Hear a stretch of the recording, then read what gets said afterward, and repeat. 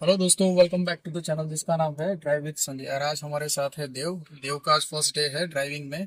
देखते हैं कि उसका आज इतना बड़ा गाड़ी चलाने का एक्सपीरियंस कैसा रहता है। उसको पूरा ट्रेन करेंगे और उसके बाद में पता चलेगा कि आज उसका कैसा परफॉर्मेंस है। देव, फर्स्ट डे मैनुअल, इतना बड़ा गाड़ी चला के कैसा फील हो रहा है?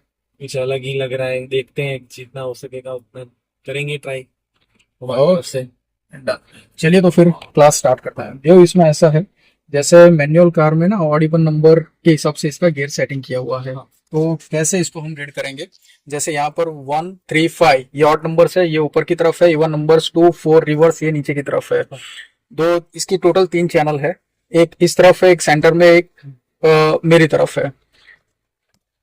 तो फर्स्ट और सेकंड गियर के लिए हमें इसको पहले इस तरफ प्रेस करना रहेगा। अपर करेंगे फर्स्ट, डाउन लेंगे सेकंड। फिर न्यूट्रल है। न्यूट्रल का मतलब ऐसा है कि इंजन और गियर बॉक्स दोनों डिसएंगेज हो जाएंगे, मतलब एक दूसरे से दोनों अलग हो जाएंगे। उसको बोलते हैं न्यूट्रल। तो न्यूट्रल करते हैं तभी भी वही कंडीशन है। और अगर हम क्लच दबा के रखते हैं तो भी यही कंडीशन है कि इंजन और गियर बॉक्स दोनों डिसएंगेज हो जाएगा। फिर ये सेंटर चैनल में है, ये अपर करेंगे थर्ड और डाउन लेंगे फोर्थ। फिर मेरी तरफ अगर चैनल शिफ्ट किया तो ऊपर फिफ्थ और नीचे रिवर्स।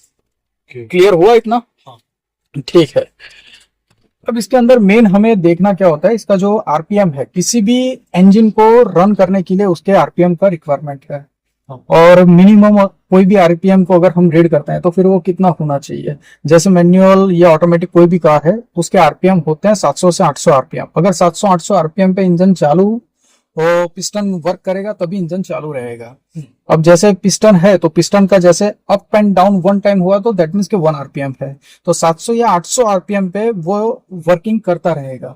जैसे ये अभी आइडियल कंडीशन में ये गाड़ी चालू है तो ये आइडियल कंडीशन में इंजन 700 से 800 आरपीएम इसका वर्किंग चालू ही है। तो अगर 700 800 आरपीएम पे हम इसका गियर फर्स्ट करते हैं और गियर फर्स्ट करने के बाद में अगर क्लच से ही हमें कार को चलाना है, एक्सीलेटर हम यूज ही नहीं कर रहे हैं, तो देखो धीरे धीरे मैंने क्लच को रिलीज किया और यहाँ पर तुम देख पा रहे हो कि कार ने वर्किंग करना स्टार्ट कर दिया। हाँ। आगे मूव कर रहा है और यहाँ पर मैंने अभी एक्सीलेट नहीं किया है। हाँ। और इसका मेन लॉजिक और रीजन यही है कि ये अभी 700 या 800 आरपीएम का जो पावर जो है वो इंजन में स्टोर है। और ये जो 700 800 पावर प्रोड्यूस जो इंजन कर रहा है उसको हम पूरा रिलीज करते हैं क्लच से और फिर उसके बाद हम एक्सीलरेशन का यूज करते हैं। उससे पहले एक्सीलरेशन का यूज नहीं आता है। नहीं। तो ये इसका बेसिक थियरी है मैनुअल कार को चलाने के लिए। हाँ। तो पहले हम गियर को फर्स्ट करते हैं। फिर से एक बार मैं बता देता हूँ, गियर फर्स्ट के लिए हमें पहले चैनल उस तरफ की साइड शिफ्ट करना है, तो हमने ये उस साइड शिफ्ट कर दिया। अब किया तो गियर फर्स्ट है और ये फिर यहां से क्लच से उसका देखते रहो तो कार ने मूव करना स्टार्ट कर दिया। हाँ। क्लियर हुआ? हाँ। ओके। इसमें अगर कुछ भी ना पता चला हो तो मेरे को बताओ। नहीं पता चलेगा। ठीक है। और ये अपना है ब्रेक पैडल है और ये अपना एक्सीलेटर है। तो ब्रेक एक्सीलेटर, ब्रेक एक्सीलेटर, ऐसे अपना जो पैर है ना वो उसको वाइपरिंग करता रहेगा। ब्रेक और एक्सीलेटर, ब्रेक और एक्सीलेटर, ऐसे। तो एडी हमारा एक साइड टिका रहेगा और पंजे से हम उसको वर्किंग करवाते रहेंगे। Okay, done. ये अपना साइड लाइट इंडिकेटर है। अप किया तो लेफ्ट, डाउन किया तो राइट। ये अपना हॉर्न है, मतलब अलर्ट सिस्टम अगर करना है तो इसको प्रेस करेंगे, ये अलर्ट करेगा। तो ये मोटा मोटी ये इसका है। अब इसमें कुछ भी ना पता चला हो तो बताओ। नहीं पता चल गया। पता चल गया है, ठीक है। अब हम देखेंगे कि हमें आगे कितना लेके जाना है। ये गाड़ी जितना बड़ा है तो हमें आगे कितना लेके जाना है। तो उसके लिए सबसे पहले हम रीड करेंगे अपना ड्राइविंग स्पेस। तो ड्राइविंग स्पेस के लिए हम एक कोई ऑब्जेक्ट बाहर का हम रीड करते हैं। तो जैसे बाहर वो एक पॉलीथीन है। हाँ। ठीक। हाँ, वो ब्लू और व्हाइट जो पॉलीथीन है दिखाई दे रहा है ना, हाँ। ये वाला। हाँ। ठीक है। तो उसके और अपने बीच में जमीन का भाग दिखाई दे रहा है। तो जितना भी जमीन का भाग दिखाई दे रहा है उसको क्या बोलेंगे हम? Driving space. अब धीरे धीरे, हाँ देखो, अब मैं यहां से गियर फर्स्ट करता हूं, क्लच को सिर्फ मैं रिलीज कर रहा हूं। हाँ, और ये वहां तक ट्रैवल करेगा। जैसे ही ड्राइविंग स्पेस डिसअपियर हो जाए मेरे को बोलना स्टॉप। ओके। हाँ स्टॉप। Okay, done. अब नीचे उतर के तुम देख लो कि उसके और अपने बीच में अंदाजित कितना फीट का स्पेस है।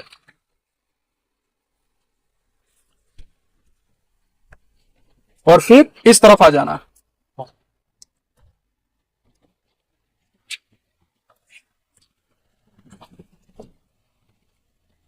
10 फीट जितना स्पेस है ना। हाँ, आ जाओ।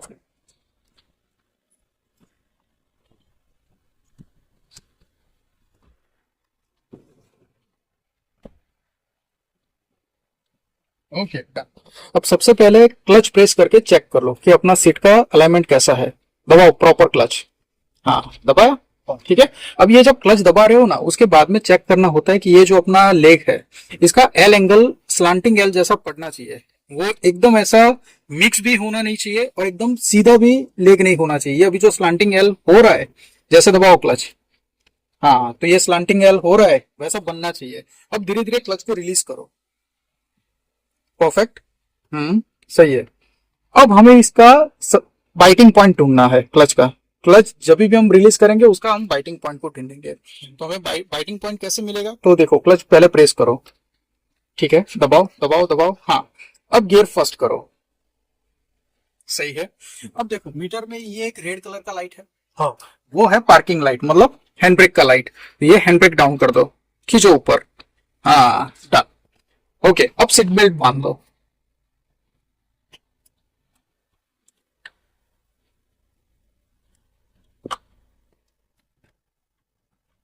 ठीक है।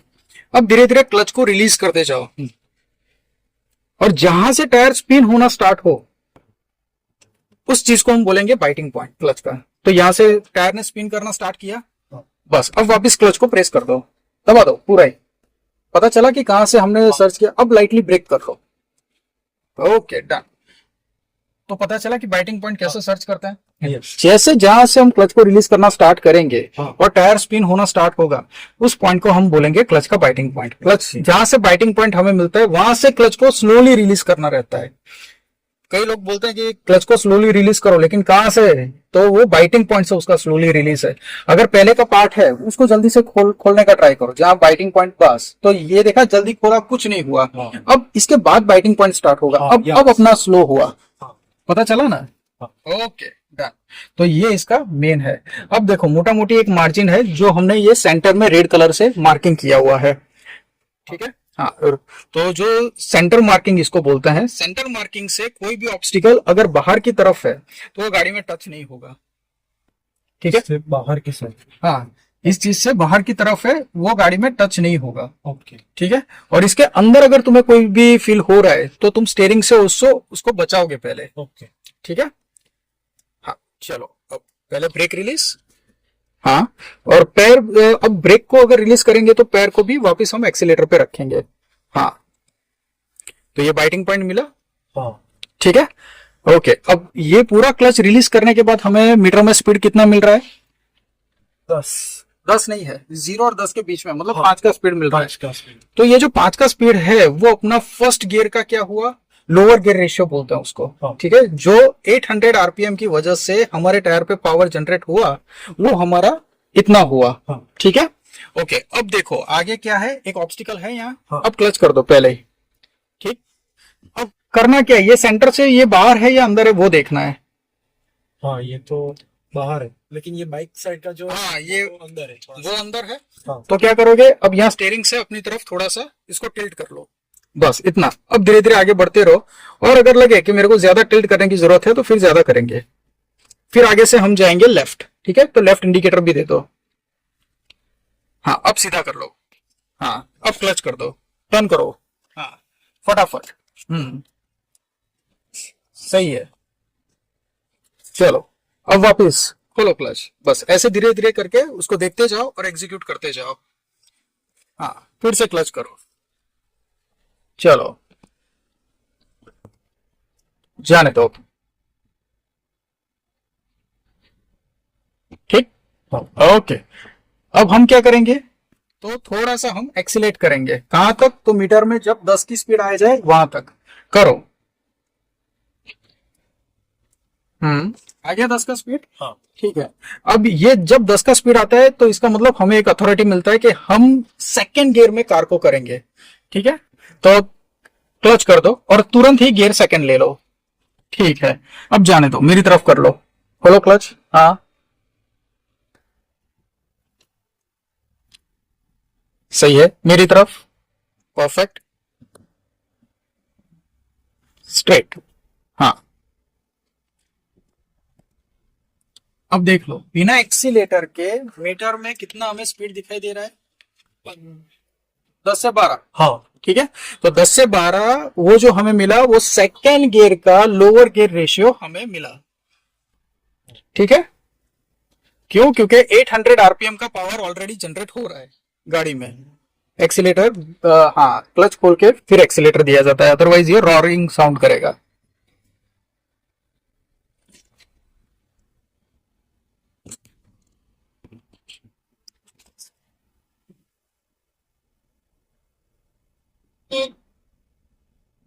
जाने दो।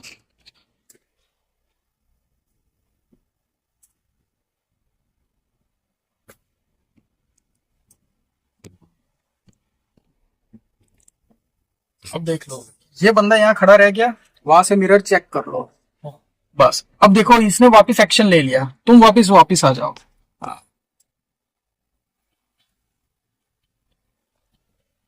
चलो जाने दो।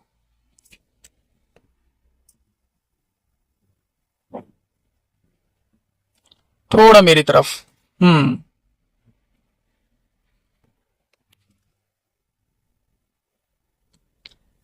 अब जैसे ये रेडी वाला या कोई है या कोई भी इंसान है वो आने का ट्राई कर रहे हैं, तुरंत ही हम क्या करेंगे, अलर्ट कर देंगे उसको।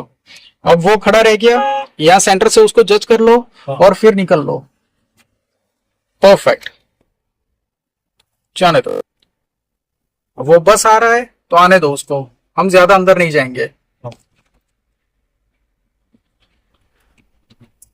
ठीक है, स्पीड ब्रेकर आ गया, पहले क्लच करेंगे जिससे 800 आरपीएम कट हुआ। अब लाइटली ब्रेक और रिलीज अगेन और पिकअप स्टार्ट। हाँ, चलो थोड़ा मेरी तरफ। अब सीधा। हाँ, पहले ऐसे नहीं, पहले क्लच को रिलीज करते हैं, फिर जब वो बाइटिंग पॉइंट पे आता है फिर जैसे जैसे क्लच रिलीज होगा और लाइटली एक्सेलेरेट स्टार्ट होगा तो ये रॉरिंग साउंड नहीं आएगा। इसका मतलब ऐसा है कि वो क्लच से पहले दबा हुआ रहता है, बाइटिंग पॉइंट से पहले क्लच दबा हुआ है। तो जय, फर्स्ट डे कॉन्फिडेंस बिल्डअप हुआ? हाँ हो गया। बढ़िया है। तो फिर हम कल कुछ और नया सीखेंगे और इसके अंदर कल एक लेवल हम इंक्रीज कर देंगे सीखने के लिए। ठीक है, हाँ। तो रेडी? हाँ रेडी। तो चलिए देखते हैं कि कल का कैसा इसका परफॉर्मेंस रहता है। मिलता है कल।